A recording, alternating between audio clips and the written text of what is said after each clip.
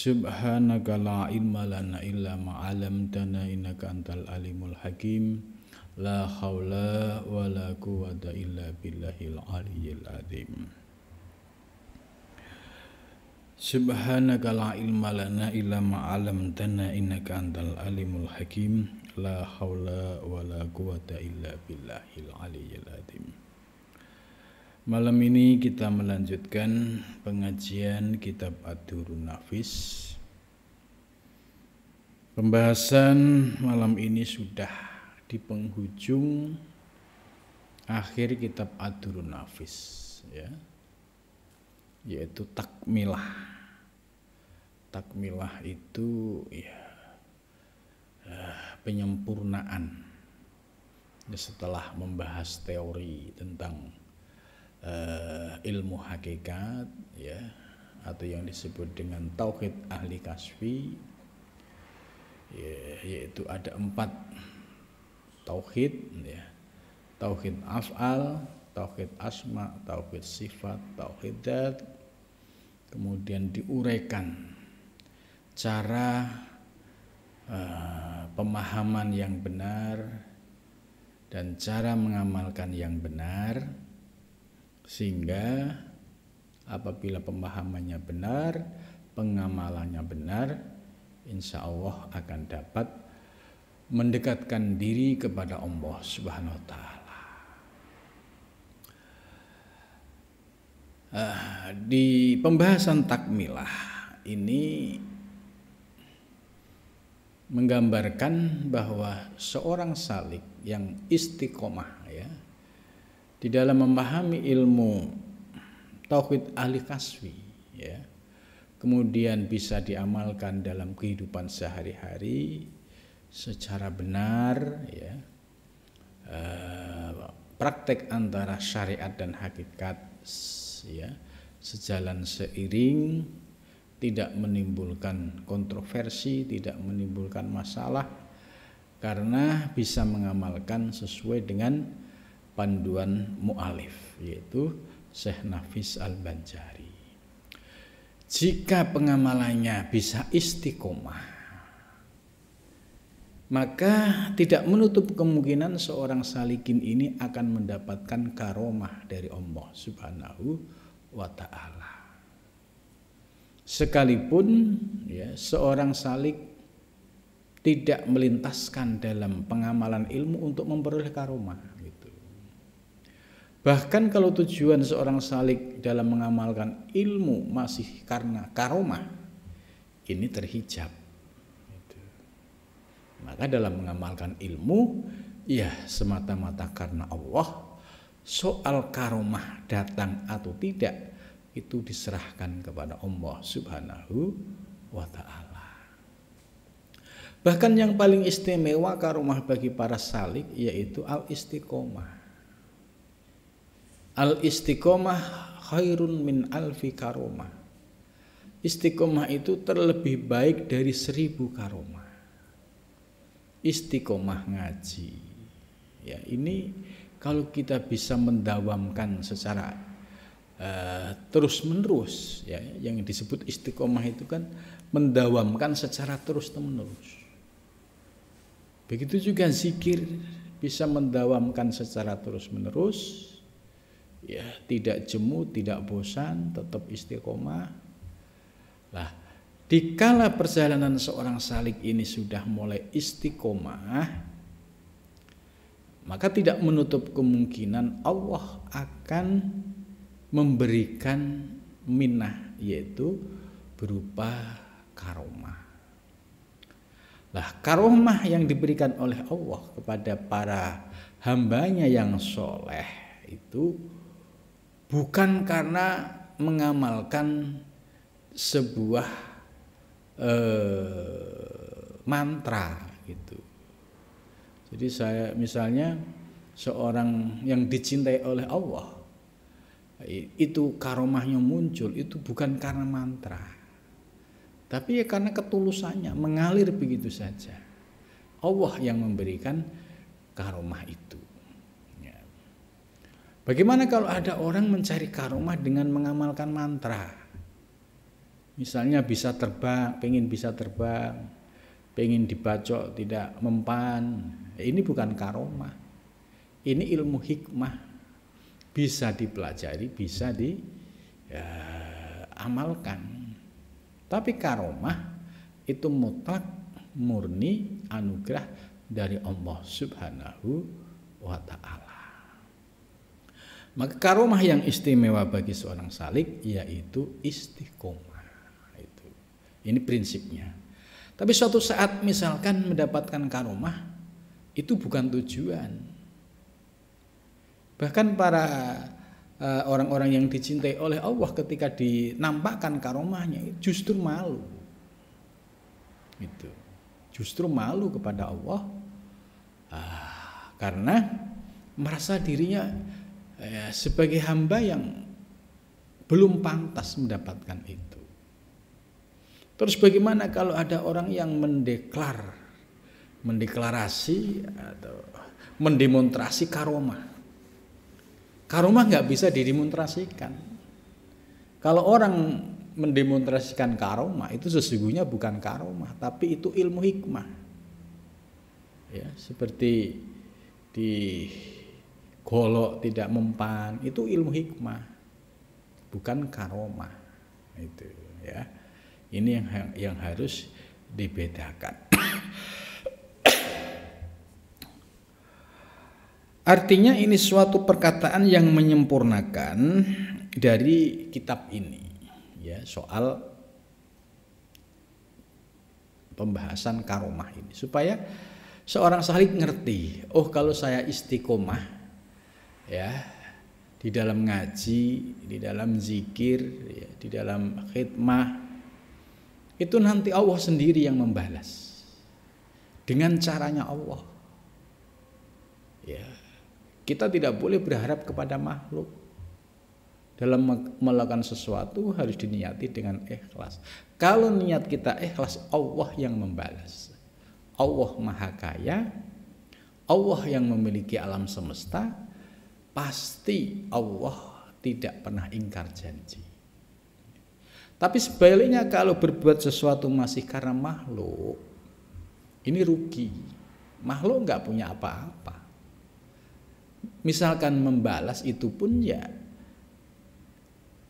hanya sekedar balasan biasa. Tapi kalau Allah membalas 700 kali lipat. Nah, ini janji Allah. Ini perbedaan. Kalau niat kita itu sudah tulus karena Allah, Allah lah yang akan memberikan balasannya. Ini yang harus menjadi pegangan prinsip seorang salik. Seorang salik itu dalam melakukan apapun di hatinya hanya Allah, bukan melihat makhluknya dan bukan menjadikan makhluk sebagai tujuan.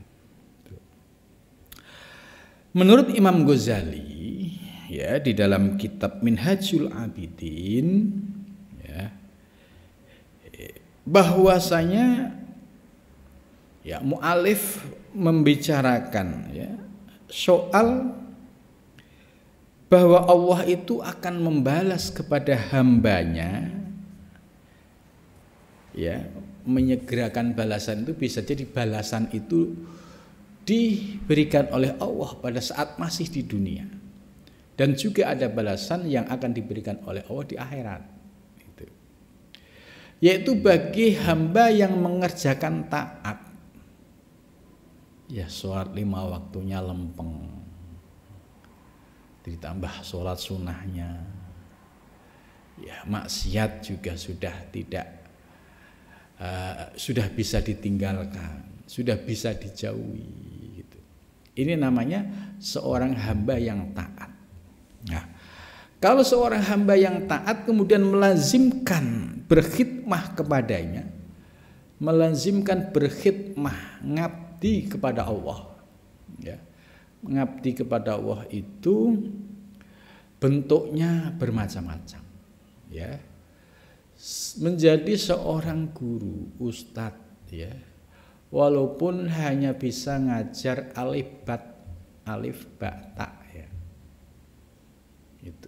Kalau niatnya ikhlas, ini sebagai khidmah seorang hamba kepada Allah. Dan ini akan menjadi investasi akhirat. Sebab ngajarin alif ba ta ini investasi yang sederhana, tapi ketika santrinya kemudian bisa baca Quran, bisa ngaji, bisa sholat, misalnya nanti santrinya juga ngajar lagi, itu pahala yang sampai kepada ustadz yang mengajar ini tidak akan pernah berhenti. Ini kalau khidmahnya ikhlas. Maka jangan dipandang sebelah mata orang-orang yang istiqomah, ya, ngajar di TPQ, di madrasah diniyah, walaupun ya tidak diperhatikan oleh pemerintah, oleh siapapun, tapi ada ketulusan, ada semangat. Kenapa demikian? Karena pandangannya bukan melihat makhluk lagi, tapi ini adalah khidmah, menegakkan li'i kalimatillah. Ini adalah khidmahku untuk menegakkan agamamu ya Allah. Bisanya alif ba ta, ya saya ajarkan alif ba ta. Bisanya ngajar anak-anak mulai dari cara wudhu yang benar, cara sholat yang benar. Kalau anaknya nanti ini menjadi ahli ibadah, pahalanya itu tetap bisa mengalir kepada seorang ustadz. Ini istimewanya kalau seorang ustadz bisa berkhidmah yang didasari dengan lillahi ta'ala. Itu. Lah, orang yang berkhidmah lillahi ta'ala itu bukan berarti keleleran, ya. Pasti Allah itu memberikan pertolongan dari sisi lain. Itu. Berbeda dengan orang yang sudah suudon. Kamu ngajar di mana? Itu di TPQ itu. Digaji enggak. Waduh, maunya gitu. Karena orientasinya beda. Orientasinya dia bukan khidmah, tapi nyari duit. Kalau nyari duit ya lebih baik kerja saja secara profesional. Kalau khidmah, ya, ini persembahan seorang hamba kepada Allah, tapi janji Allah akan memberikan keberkahan para ustadz, para kiai yang istiqomah mengajarkan ilmunya, ya, walaupun alif ba ta, tapi ikhlas. Pasti, ini pasti, bukan kata ya kira-kira, ya, pasti Allah akan memberikan keberkahan rezeki lahir batin dari berbagai jalan, dari berbagai pintu. Kenapa? Karena ada keikhlasan. Masa mengabdi, ya, kepada Tuhan yang ngatur alam semesta sampai kita keleleran? Tidak mungkin. Hanya orang yang suudon kepada Allah, hanya orang yang orientasi hidupnya sudah berubah, ya, karena semua diukur dengan duit. Ya, orang-orang yang seperti ini justru yang akan menyesal nanti. Karena di akhirat ternyata minus, nggak ada investasi, nggak ada pahalanya. Sebab waktu di dunia semua sudah diduitin, ya, ngaji diduitin, ngajar diduitin. Itu tujuannya semata-mata karena itu, bukan khidmah kepada agama Allah Subhanahu wa Ta'ala. Dan menjalankan, ya, akan umurnya kepada jalan ini, maka akan mendapatkan yaitu 40 karomah. Ini siapapun, ya, siapapun hamba yang bersungguh-sungguh melaksanakan ketaatan kepada Allah dan berkhidmah di jalan Allah, ya, itu akan diberikan 40 karomah. Nah, 40 karomah ini yang 20 diberikan di dunia, yang 20 diberikan di akhirat. Ini karomah-karomah, ya, yang akan diperoleh oleh seorang santri, seorang salik yang bersungguh-sungguh melaksanakan ketaatan kepada Allah dan berkhidmah, ingat, ya, dan berkhidmah di jalannya untuk li'i kalimatillah. Nah, adapun keramat karomah yang ada di dunia yang pertama yaitu bahwa Allah menyebut namanya, ya, namanya si Fulan dan memujinya. Memuji apa? Atas ketulusannya.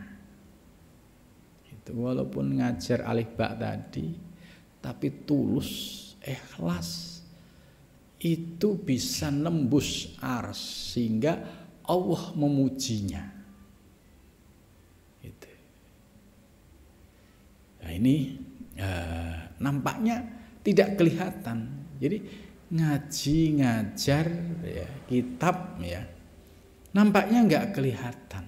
Tapi kalau didasari dengan ketulusan, dengan kesungguhan, ya, sampai akhirnya Allah itu terpesona dengan hamba ini. Ya Allah, ini hamba kok istiqomahnya luar biasa, niatnya murni semata-mata karena aku, ya karena Allah, tidak karena yang lainnya.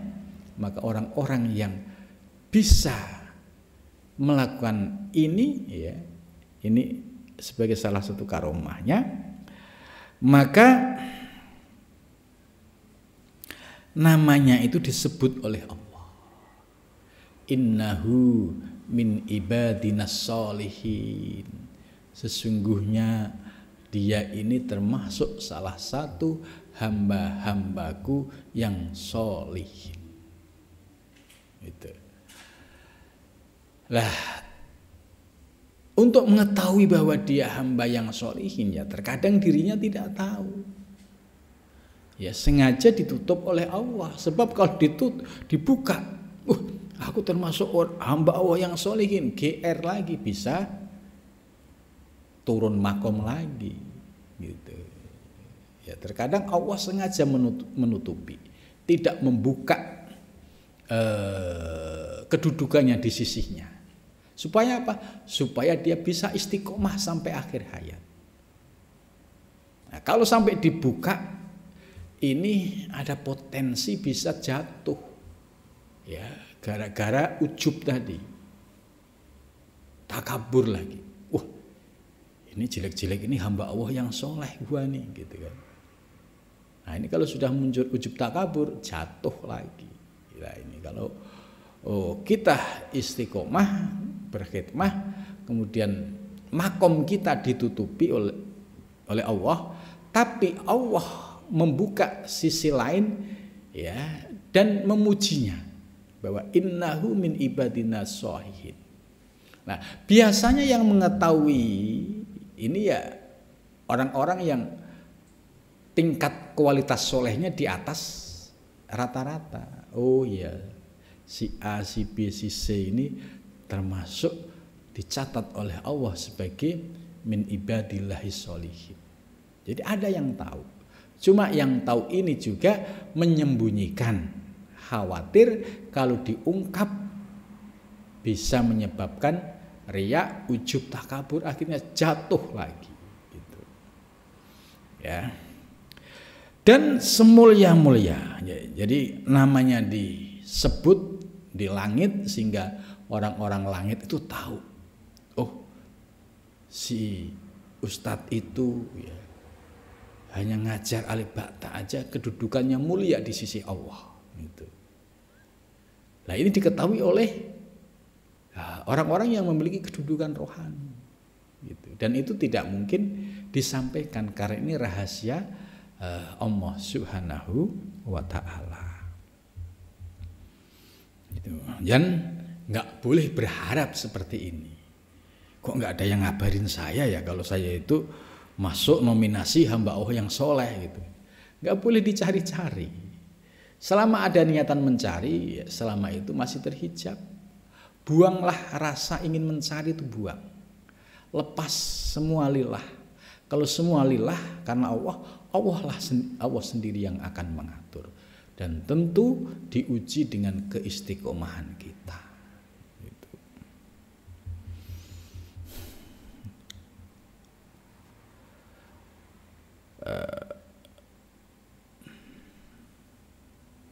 Jadi orang tersebut ya dipuji oleh Allah ya, yaitu di ya wilayah alam rohani ya, dan juga dia mendapatkan kemuliaan ya di hadapan makhluk karena ya akhlaknya terpuji, keistiqomahannya terpuji gitu.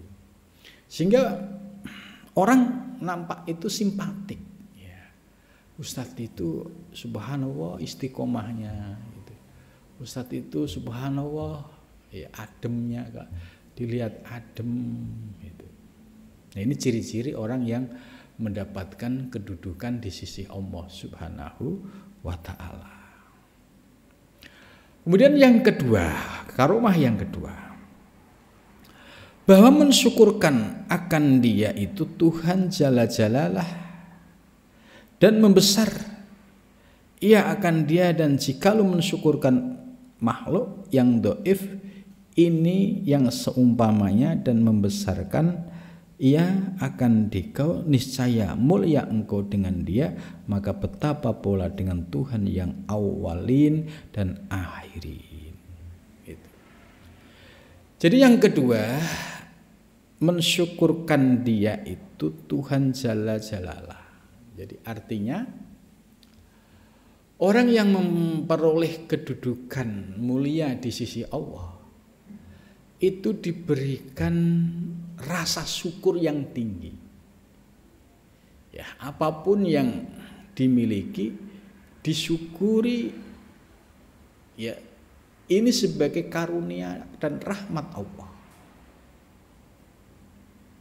Lah, rasa syukur yang dia peroleh ya atas segala nikmat Allah inilah sebenarnya anugerah dari Allah Subhanahu wa ta'ala diberikan kepada hamba-hamba yang terpilih tadi.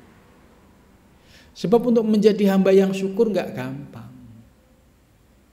Ya, tidak gampang menjadi hamba yang mudah bersyukur atas nikmat Allah Subhanahu wa ta'ala. Artinya hamba yang pandai bersyukur itu ya, kalau dalam teori ilmu hakikat, yaitu hamba yang selalu mampu memandang kepada Allah dalam melihat segala yang datang kepadanya. Itu diberikan rezeki ya syukur kepada Allah, diberikan sehat walafiat selalu bersyukur kepada Allah. Sebab ukuran rezeki itu bukan sebatas materi. Orang bersyukur harus dengan materi, ini salah ya. Sebab Allah itu memiliki rezeki ya, itu tidak sebatas rezeki materi, rezeki kesehatan, rezeki keimanan, rezeki ilmu yang manfaat. Ya. Ini kalau disyukuri ya bisa mendekatkan diri kepada Allah Subhanahu wa ta'ala. Jadi memahami nikmat itu tidak sebatas fisik. Ya, tidak harus ketika sudah kecukupan baru bersyukur, tidak. Bahkan tidak sedikit ya orang-orang yang dicintai oleh Allah itu dalam kehidupan sehari-harinya bisa jadi kondisinya pas-pasan. Tidak berlebihan. Karena kondisi pas-pasan tapi rasa syukurnya kepada Allah itu tinggi sehingga dia merasa kaya. Itu berbeda dengan orang yang secara materi dipenuhi oleh Allah tapi rasa syukur dalam hati nggak ada. Ya merasa kurang terus. Karena merasa kurang akhirnya menghalalkan segala cara. Ini kalau ukuran syukur itu dengan materi gitu. Tapi kalau Allah memberikan anugerah syukur kepada hambanya, maka hamba ini akan diberikan kemudahan dalam memandang segala yang datang kepadanya itu dinikmati dengan syukur, dengan memandang Allah Subhanahu wa ta'ala. Contoh sederhana, kita bisa napas. Ini kalau disyukuri akan semakin bertambah syukur kita kepada Allah. Napas ini kalau dinilai rupiah itu bisa ratusan juta. Bisa dilihat di rumah sakit ya, orang yang pakai oksigen. Ya, itu berapa biayanya. Nah, kita ini diberikan anugerah napas gratis, tapi sayang sekali banyak yang tidak bersyukur. Gitu. Jadi rasa syukur ini akan menjadi indikator ya bahwa dia termasuk dicintai oleh Allah. Itu apabila dalam hidupnya bisa mensyukuri apa yang diberikan oleh Allah Subhanahu wa taala tanpa melihat ke atas ya. Karena melihat ke atas itu ya selalu merasa kurang. Itu. Dan selalu dia pandai melihat ke bawah karena yang di bawah ya lebih banyak yang kekurangan, tapi bisa bersyukur kenapa kita tidak. Itu. Nah, jadi yang kedua, karomah yang kedua yaitu Allah memberikan yaitu anugerah ke dalam hati seorang hamba yang soleh, yaitu rasa syukur atas segala anugerah yang diberikan kepadanya. Jadi kalau la in syakartum ya la azidannakum, kalau benar-benar kalian itu bersyukur, la azidannakum, niscaya aku akan beri tambah rasa syukur itu. Ya.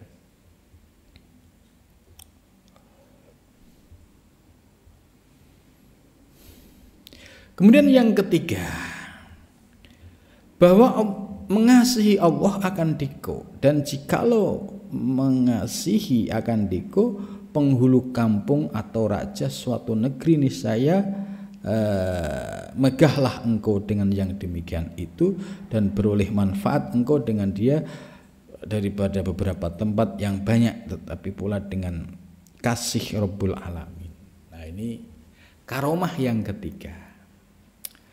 Kalau Allah sudah mengasihi hambanya, mencintai hambanya, ya, itu akan berdampak secara lahiriah. Itu. Jadi kalau Allah sudah mencintai seorang hambanya yang soleh, ya, itu akan kelihatan dampaknya secara lahiriah, yaitu apa? Hamba yang soleh tersebut akan dicintai oleh penghulu kampung. Ya, kalau dalam bahasa sekarang ini ya dicintai oleh ya tokoh masyarakat, ya, kemudian siapapun yang datang kepadanya itu penuh dengan rasa cinta. Itu. Jadi tidak hanya sebatas penghulu, ya penghulu ini ya istilahnya boleh dikatakan baik tokoh agama maupun tokoh publik maupun tokoh negarawan. Gitu. Ini kalau orang yang masuk mendapatkan karomah yang ketiga, itu semua ikut mencintainya. Yang tokoh kalangan atas ya mencintai, ya, kalangan menengah juga mencintai, dari masyarakat bawah juga mencintai. Nah, ini ciri-ciri yang ketiga bagi orang yang mendapatkan karomah dari Allah Subhanahu wa taala. Ya. Jadi tidak usah pakai setting-settingan ya. Jadi pengen tenar kalau zaman sekarang itu kan bisa pakai setting-settingan. Tapi ini kan ketenaran yang palsu. Ya. Kalau ketenaran orang yang dicintai oleh Allah itu natural. Karena yang menggerakkan hati ya mereka itu Allah. Menggerakkan hatinya pejabat, misalnya petinggi, itu Allah yang menggerakkan. Sampai ikut mencintai. Begitu juga ketika Allah menggerakkan hati manusia ya dari kalangan bawah, ya itu pun Allah yang menggerakkan hati mereka. Itu. Jadi ibaratnya kalau kita analogkan orang yang dicintai oleh Allah, yang ketiga ini ibarat seperti punya magnetik rohani gitu. Jadi kalau magnetik itu kan ya misalnya ketemu benda-benda besi, ya apapun bentuk besinya, itu dengan sendirinya itu akan nempel gitu. Ya begitu juga kalau hati seorang hamba itu sudah dicintai oleh Allah, dipenuhi cinta kepada Allah, secara otomatis kayak magnetik yang bisa menggerakkan hati-hati orang yang ada di sekelilingnya. Gitu. Jadi yang ketiga ini Allah mencintai seorang hamba, tapi dampak dari dicintai oleh Allah secara lahiriah, secara duniawi itu akan terasa efeknya, akan terasa dampaknya, yaitu ya tadi dari kalangan pejabat, kalangan menengah, kalangan bawah itu merasa nyaman, merasa damai, sehingga merasa mencintai, yaitu dengan hamba yang termasuk kelompok solihin ini. Gitu. Jadi ini ya memang Allah yang menggerakkan, bukan rekayasa dan bukan ada keinginan-keinginan. Gitu. Kemudian yang berikutnya, yang keempat, bahwa adalah Allah Ta'ala itu akan menjadi wakil baginya yang mentadbirkan akan segala pekerjaan. Itu maksudnya begini. Di dalam hadis qudsi itu dijelaskan, ya, barang siapa yang menyakiti hati kekasihku, maka aku yang akan membalasnya. Ini maksudnya bahwa kalau seorang hamba yang dicintai oleh Allah, ya, ini kok dicolek, ya, ini yang akan membalas itu Allah, bukan hamba tersebut. Itu. Nah, itu di dalam hadis qudsi dijelaskan, ya, barang siapa yang menyakiti kekasihku, maka aku yang membalasnya. Itu yang dimaksud bahwa Allah lah yang akan menyelesaikan, ya, bagi orang-orang yang memusuhi kekasih Allah. Itu. Nah, orang yang menjadi kekasih Allah itu ya tanpa ngaku-ngaku gitu. Maksudnya, aku ini kekasih Allah loh. Kamu jangan berani-berani sama saya gitu. Ya kalau dia menjadikan ini sebagai ungkapan, ya sebenarnya itu tidak layak, karena orang yang merasa dicintai oleh Allah itu ya biasanya malu untuk mengungkapkan kalimat-kalimat seperti itu. Tapi kalau dia benar-benar hamba Allah yang soleh, ya terjaga lisannya, dia tetap sebagai hamba yang biasa pada umumnya. Tapi kalau ada yang menyakiti, ya maka Allah lah yang akan memberikan balasan kepada orang-orang yang menyakitinya. Itu.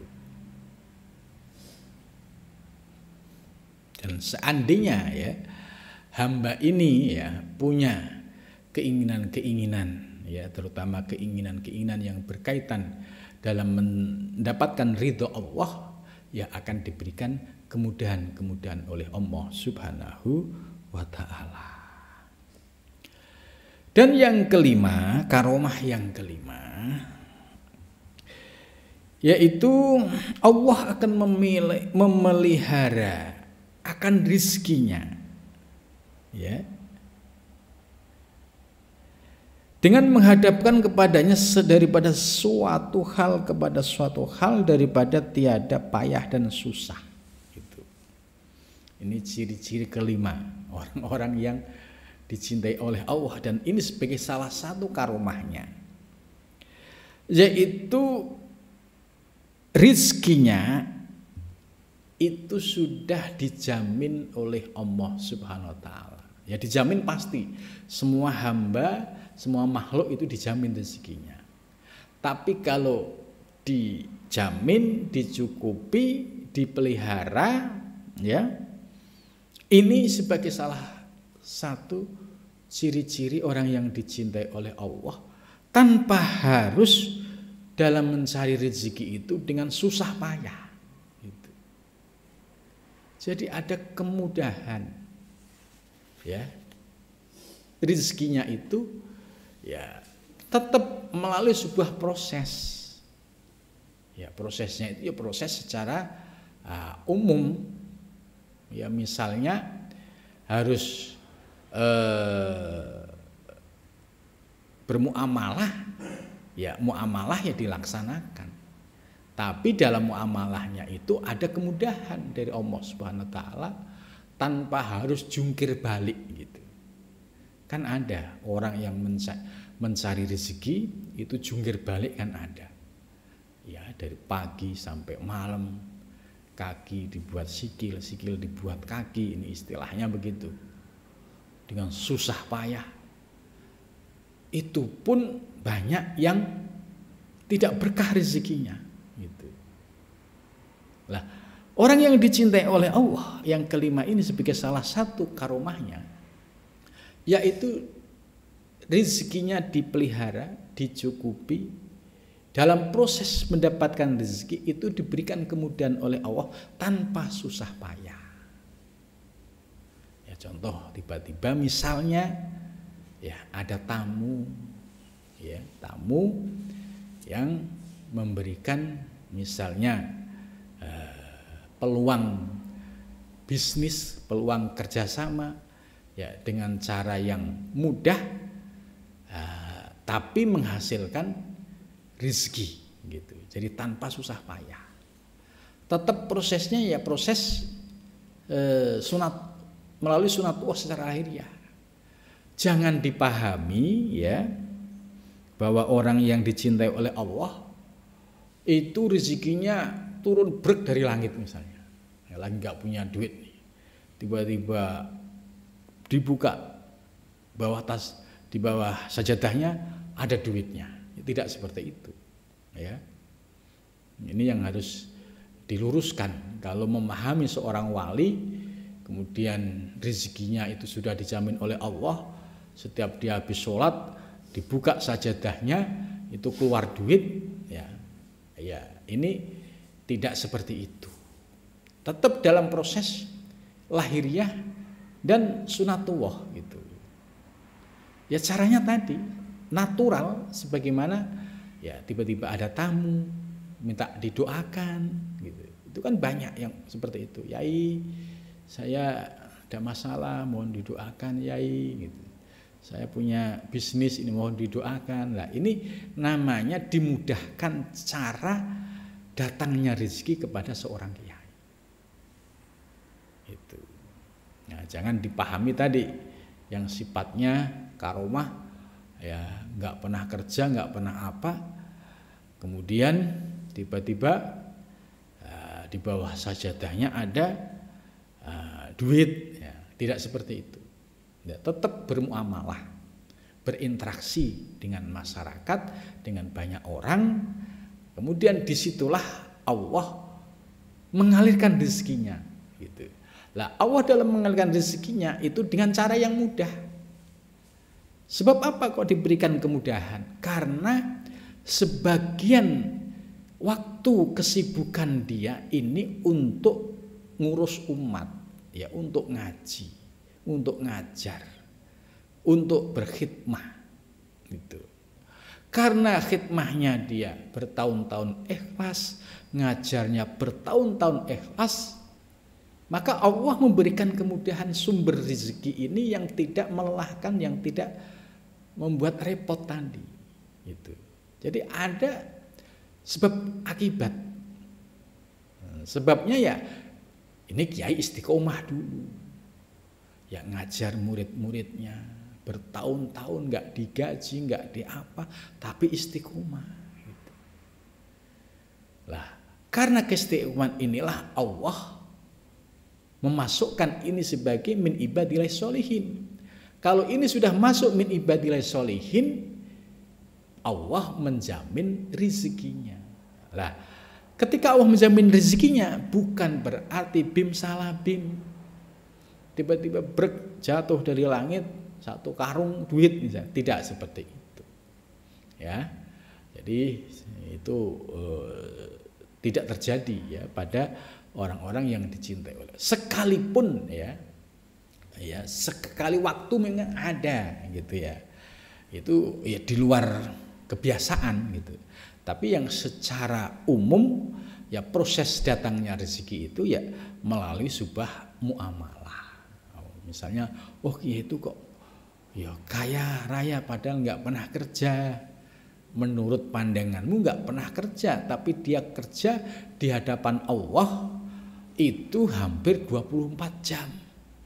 Itu kan. Jadi wajar kalau dia dicukupi oleh Allah. Nah, sementara Anda waktunya habis untuk urusan duniawi, untuk Allah perhitungan, kok pengen dibalas seperti hamba yang dicintai tadi gitu. Jadi dalam melihat para kiai yang diberikan balasan secara duniawi ya, ini bukan berarti ini oh kiai kok hubu dunia, kiai kok mobilnya mewah, mobilnya cakep ya. Kemudian dipahami negatif, ini salah gitu. Karena menurut penjelasan yang kelima ini, karena kiai ini sudah bertahun-tahun berkhidmah di jalan Allah dengan istiqomah, Allah kemudian membalasnya dengan diberikan kemudahan-kemudahan sumber rezeki gitu, tanpa susah payah. Ini salah satu cara Allah membalasnya. Lah kemudian ada seorang murid, kok saya pengen kayak gitu. Lah kamu aja belum pernah berkhidmah dengan Allah, belum pernah diuji oleh Allah, belum pernah istiqomah di jalan Allah, kok pengen ya mendapatkan fasilitas kepada kiai yang sudah berjuang bertahun-tahun. Ya tentu harus sadar diri gitu loh. Harus sadar diri, kira-kira apa yang aku sudah persembahkan untuk perjuangan di jalan Allah itu apa? Ilmu ya iya sih, cuma kan saya nggak istiqomah, nah gitu udah sadar gitu. Belum yang lainnya gitu. Jadi ini penjelasan yang disampaikan oleh mu'alif ya, ini ada dasar sebab akibat kenapa orang-orang yang dicintai oleh Allah kok diberikan keberkahan dan lahir maupun batin ini. Itu. Kemudian yang keenam adalah Allah Ta'ala itu menolong baginya, lagi memelihara akan dia, akan tiap-tiap seteru, dan lagi menolongnya dengan ya daripada segala orang yang hendak menyengaja dengan kejahatan. Ini yang keenam. Ciri-ciri orang yang dicintai oleh Allah itu akan dijaga oleh Allah dari segala niatan jahat. Ya, misalnya ini ada orang niat jahat ya dengan kiai, dan kiai ini kebetulan masuk kelompok ini gitu. Itu Allah yang menjaga, Allah yang memelihara. Yang awalnya dia punya niat jahat, tiba-tiba bisa berubah niatnya. Dan ketika ada orang yang benar-benar niat jahat, Allah melindunginya. Itu. Misalnya ada lagi orang yang mau menyantet misalnya. Ini janji Allah, Allah yang memelihara. kiai tersebut. Bukan berarti kiai tersebut sakti, nggak mempan disantet ya. Tapi ini janji Allah ya, kalau kiai tersebut itu dicintai oleh Allah, secara otomatis Allah akan memelihara. Termasuk orang yang niat jahat melalui tindakan santet pun ya, Allah memelihara, menjaganya dari segala tindakan yang jahat itu ya. Jadi jahat secara lahiriah juga dijaga oleh Allah, apalagi jahat melalui perbuatan mistik itu. Jadi bukan berarti kiainya itu sakti gitu, tapi dijaga oleh Allah. Nah, misalkan contoh lain ya, seorang kiai yang dicintai oleh Allah, misalnya dulu dalam perang ya, kemerdekaan, misalnya ada kiai ditembak oleh Belanda kok tidak tembus ya. Itu bukan karena kesaktian ya, tapi karena Allah menjaganya, karena ketulusannya di dalam berjuang itu. Kemudian misal dibacok nggak pedas, nggak mempan, itu bukan karena ilmu saktinya, tapi Allah menjaganya. Jadi ciri-ciri seorang yang dicintai oleh Allah itu nggak ada pakai mantra-mantra tadi. Ya refleks aja, natural saja. Dia hanya memiliki keteguhan hati ya dalam berjuang dan berjalan di jalan Allah Subhanahu wa ta'ala. Dan yang ketujuh ya, bahwa adalah Allah Ta'ala itu yang menzinakan baginya tiada liar dengan suatu hal jua pun, dan tiada takut ia akan diubahkan dan digantikan gitu. Karomah yang ketujuh yaitu Allah Subhanahu wa ta'ala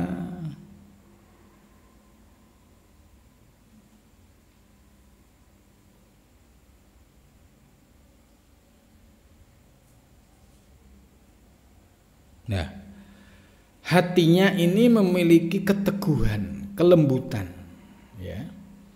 Jadi istilahnya la khaufun alaihim walahum yahzanun gitu. Jadi kalau sudah dicintai oleh Allah ya, ciri-cirinya itu la khaufun ya, tidak ada rasa takut, walahum ya, la khaufun alaihim walahum ya, dan juga tidak ada kesedihan karena hatinya sudah dijaga oleh Allah Subhanahu wa ta'ala. Dia tidak akan pernah bersedih ya dalam menghadapi situasi dan kondisi yang akan terjadi padanya. Itu karena senantiasa diberikan pandangan ya, bisa memandang semuanya kembali kepada Allah Subhanahu wa ta'ala ya. Nah, sampai ke 7 dulu, insya Allah yang ke-8 dan berikutnya akan kita bahas pada minggu yang akan datang.